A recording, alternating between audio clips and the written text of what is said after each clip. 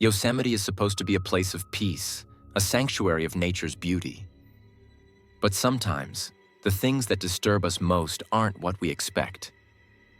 What if the sounds of the night weren't just annoying, but a warning? I live close to Yosemite National Park, a place people travel across the world to see. A place of towering cliffs, endless forests, and untouched wilderness. It's a sanctuary of peace, of awe-inspiring beauty. At least that's what I used to think. I've visited many times, and every trip has been incredible. But twice now, I've stayed overnight. And both times, something felt off. The first time was at housekeeping camp. I knew the campsites were close together, and I expected noise. I didn't expect to get zero sleep because of a group of campers who drank through the night, their laughter and voices echoing until the early morning. It was frustrating, sure, but it was normal. What happened during my second stay wasn't. This time, I camped at Camp 4. I arrived exhausted from a long day of hiking, looking forward to a quiet night under the stars. The trio next to me seemed normal.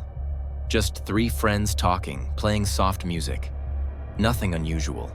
At around 8:30 p.m., I crawled into my tent, wrapped myself in my sleeping bag, and fell asleep instantly.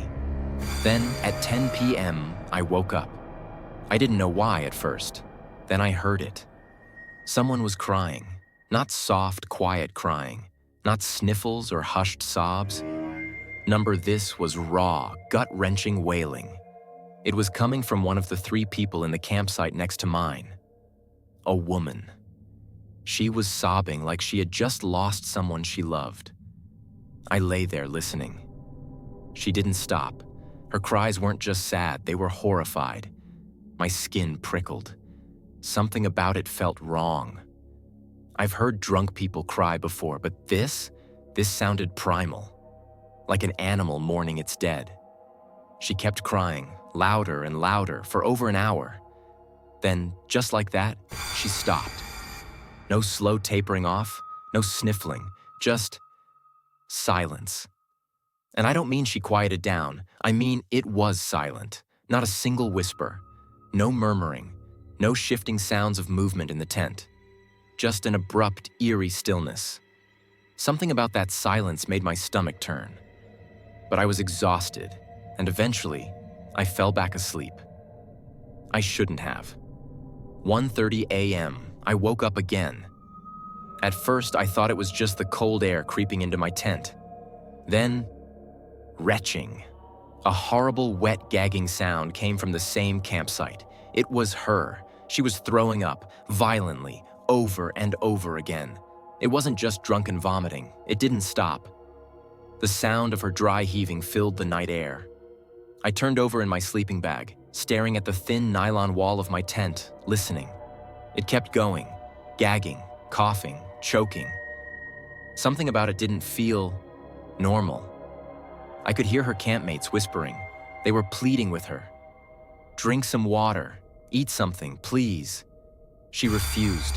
More vomiting, more retching. By now, my heart was pounding. I don't know why, but a horrible thought slipped into my mind. What if she wasn't sick? What if something was wrong with her?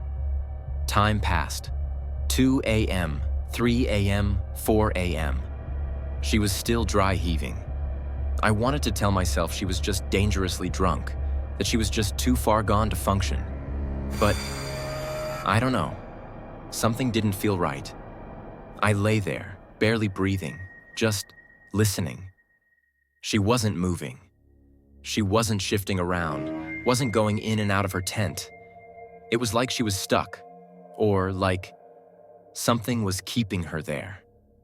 Finally, the first light of morning crept over the trees. I forced myself to step out of my tent, and that's when I saw it. She was still there. She was sitting in front of her tent, her head hanging forward, her long, dark hair covering her face. She hadn't moved. Her campmates were sitting nearby, watching her, looking drained and exhausted. Then, I saw the ground. Vomit. But not just near her tent, around it. A circle. My chest tightened. It wasn't a normal drunken mess. It was deliberate. My breath felt thin. I didn't want to be there anymore. Other campers walked over, offering anti-nausea medicine, food, coffee. She refused everything.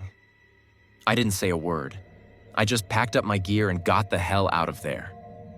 As I drove away, I couldn't shake the feeling that something else had been in that camp. Something I didn't see. Something that didn't want her to leave. I haven't camped in Yosemite Valley since, and I never will again. Sometimes, the most unsettling experiences come from things that seem normal until you start looking closer. What do you think happened that night? Let me know in the comments. If you love eerie real-life horror stories, don't forget to hit like and subscribe.